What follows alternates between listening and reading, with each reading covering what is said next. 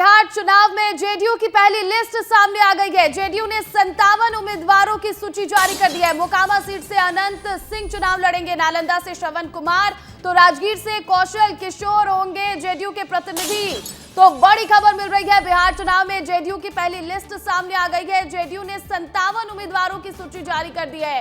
101 सीटों पर चुनाव लड़ने वाली है जेडीयू और इसमें 57 सीटों पर पहली लिस्ट भी सामने आ गई है। उम्मीदवारों की सूची में मोकामा सीट से अनंत सिंह का नाम सामने आ रहा है, नालंदा से श्रवण कुमार चुनाव लड़ते नजर आएंगे, तो राजगीर से कौशल किशोर को प्रतिनिधि बनाया गया है।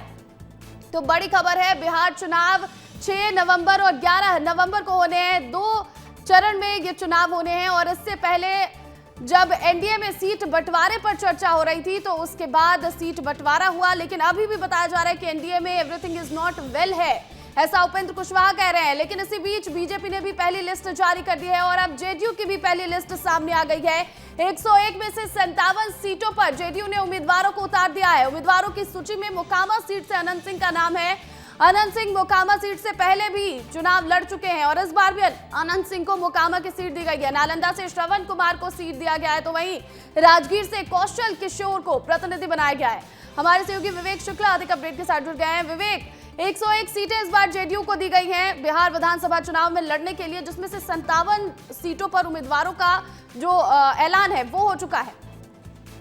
देखिए क्या प्रतिज्ञा इस पूरे मामले को अगर आप इस तरह से देखिए कि लंबे मंथन के बाद ये सीट शेयरिंग हुई थी 2 दिन पहले, उसके बाद अब उम्मीदवारों का ऐलान होना शुरू हो चुका है।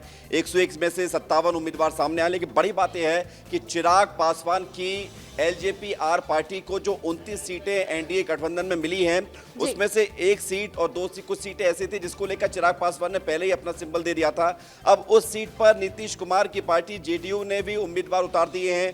फुलवारी उसमें से एक है जहां से जेडीयू ने श्याम रजक को उम्मीदवार बनाया है। सबसे बड़ी बात है कि इस पूरे घटनाक्रम को अगर देखें तो एक एक करके अब चुनावों में उम्मीदवारों का ऐलान तो होने लगा है, लेकिन अभी भी बहुत जगह ऐसी है जहां पर सीट फंसी हुई है। खबर यह भी आई थी कि उपेंद्र कुशवाहा को बनाने के लिए रात भर कवायदें चली हैं बीजेपी की तरफ से। जीतनराम मांझी ऊपर से खुश नजर आ रहे हैं, लेकिन अंदर से वो भी कहीं ना कहीं असंतुष्ट नजर आ रहे हैं। अब उम्मीदवारों का ऐलान हो गया है। ये 57 उम्मीदवारों की सूची मेरे पास जरूर है और ये बताती है कि नीतीश कुमार ने पहले चरण के लिए, क्योंकि पहले चरण के लिए अब 3 दिन का ही समय था, अगर आज को भी जोड़ लिया जाए तो 3 दिन में अब उम्मीदवारी के लिए नामांकन जरूरी होगा। उसके बाद नॉमिनेशन जो नॉमिनेशन होता है उसकी डेट समाप्त हो जाएगी। तो ये लिहाजा जरूरी हो गया था कि जल्दी से जल्दी उम्मीदवारों का ऐलान हो, ताकि उन्हें अपने पंपलेट छपवाने के लिए, अपने प्रचार करने के लिए और अपनी जो है नॉमिनेशन फाइल करने के लिए समय मिले। तो नॉमिनेशन फाइल करने के लिए उनके पास वक्त है और ये ऐलान हो गया है अब। लेकिन चूंकि हर चुनाव में देखने को मिलता है कि बिहार की राजनीति बड़ी दिलचस्प होती है और ऐलान होने के बाद अब क्या इसमें कोई नया उठापटा, कोई नई व्यवस्था, कोई नया विरोध। बिल्कुल विवेक, जैसा कि आप बता रहे हैं कि चिराग पासवान को एक सीट मिली है और उस सीट पर भी अब जेडीयू ने अपना उम्मीदवार उतारा है। ऐसे में देखना है कि अब एनडीए में किस तरह से फेरबदल होती है, सीटों में किस तरह की फेरबदल देखने को मिलती है। बहुत शुक्रिया तमाम अपडेट के लिए विवेक।